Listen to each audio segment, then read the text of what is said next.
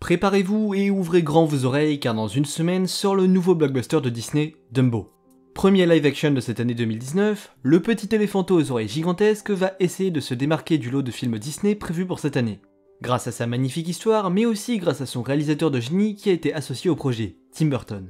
Je vous propose donc de revenir sur les traces de ce long métrage avant d'embarquer pour le voyage extraordinaire que promet d'être ce film.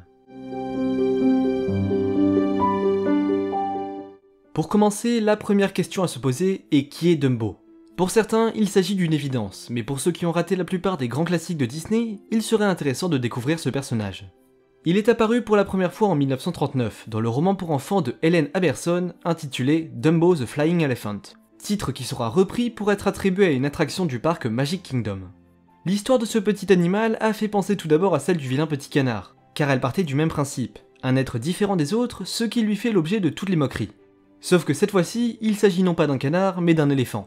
Comme dit précédemment, Dumbo est très particulier car il a des oreilles de taille surdimensionnée. Mais grâce à ces dernières, il va se découvrir l'incroyable capacité de voler.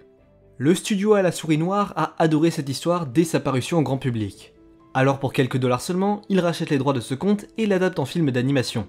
Il ne leur fallut d'ailleurs que très peu de temps pour exploiter leur rachat, car en octobre 1941, soit 2 ans après la création du personnage, les studios Disney sortent leur 5e long métrage d'animation, Dumbo. Développé par Joe Grant et Dick Remer, cette nouvelle production avait pour but de compenser les faibles recettes des films Pinocchio et Fantasia parus l'année précédente. Avec un total de 64 minutes, il est à ce jour l'un des longs métrages les plus courts que Disney n'ait jamais sorti. Mais sa courte durée ne fut pas un problème, puisque le public reçut notre jeune éléphanteau avec enthousiasme grâce à son histoire simple mais émouvante. Ça n'est que 6 ans plus tard, en 1947, que nous, Français, avons pu découvrir l'extraordinaire histoire de Dumbo. Pourtant, cela ne nous a pas empêché de lui décerner le Grand Prix du dessin animé au Festival de Cannes cette même année. Donc sans hésitation, on peut affirmer que ce film d'animation est un succès. Et pourtant, à cette époque où le cinéma évolue autant dans la qualité image mais aussi son, le personnage principal ne prononce pas un mot du film. Le problème n'était pas de faire parler un animal, puisque sa mère elle parle, et chante même une chanson. Mais pour accentuer le côté ridicule du petit éléphanteau, l'histoire a choisi de le rendre muet. Et contrairement à ce qu'on aurait pu penser, ça n'a pas été une source d'inquiétude pour Disney. Puisque une année plus tôt, ils avaient rendu leur symbole Mickey Mouse muet dans le film Fantasia, l'apprenti sorcier. Mais alors, en ce qui concerne l'adaptation live de 2019, qu'en est-il ?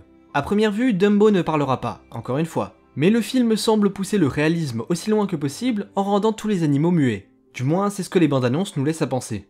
Le scénario sera donc assez différent du film d'animation de 1941, rien que par les dialogues. C'est d'ailleurs Ehren Kruger qui a été chargé de confectionner un tout nouveau scénario en se basant bien sûr sur l'histoire originelle du jeune éléphanteau. Malheureusement, ça n'est pas un nom que l'on retient en bien, du moins dans ces dernières années, puisqu'il est à l'origine de Transformers 4 ou encore Ghost in the Shell qui n'ont pas marqué les esprits. Tourné en Angleterre, Dumbo racontera l'histoire d'Old Farrier qui est engagé par Max Medici, propriétaire d'un cirque itinérant en grande difficulté pour s'occuper d'un petit éléphant prénommé Baby Jumbo. Mais suite à un accident lors de la présentation au public du nouveau-né, l'éléphanteau est séparé brusquement de sa mère et racheté par le propriétaire du Dreamland Circus de New York pour jouer les bêtes de foire aux côtés de la trapéziste française Colette Marchand.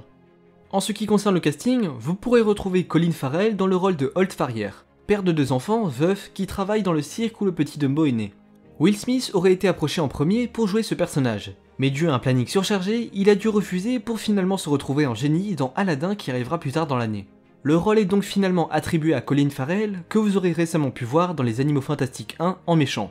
Sinon, de nouvelles graines telles que Nico Parker et Finley Hobbins seront présentes pour interpréter à la perfection, on l'espère, les enfants de Holt mais aussi les meilleurs amis de Dumbo. Ce dernier, lui, ne sera interprété par aucun acteur puisque Disney a eu une pleine confiance en ses CGI pour épater le public. Enfin, de retour aux côtés de Tim Burton, Michael Keaton et Danny DeVito qui se faisaient face 27 ans auparavant dans Batman le défi. Respectivement, l'un jouera le rôle du méchant et l'autre le directeur du cirque qui encore une fois a vu naître le petit Dumbo. Et enfin, tant qu'on parle de lui, Tim Burton le réalisateur, qui est là pour faire renaître ce personnage dans un film qui promet gros, mais aussi, il ne faut pas se mentir, pour faire un gros coup de pub à ce long métrage qui en a bien besoin. Car je suis sûr que si je vous demandais quel live action vous attendez le plus, j'aurais eu le droit à beaucoup de Roi Lion ou Aladdin, mais très peu de Dumbo.